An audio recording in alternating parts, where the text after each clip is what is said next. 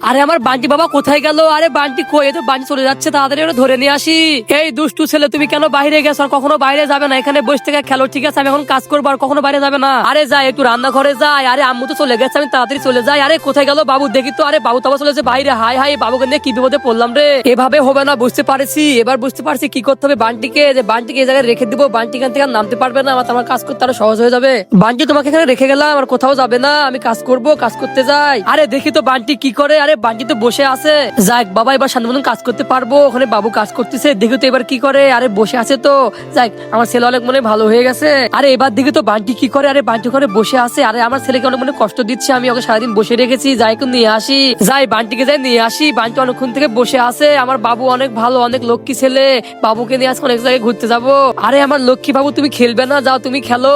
আজকের এই ভিডিও থেকে বুঝতে পারলেন ছোট বাচ্চাদের মন আছে। ভিডিও ভালো লাগলে অবশ্যই লাইক কমেন্ট শেয়ার এবং সাবস্ক্রাইব করে সাথেই থাকুন।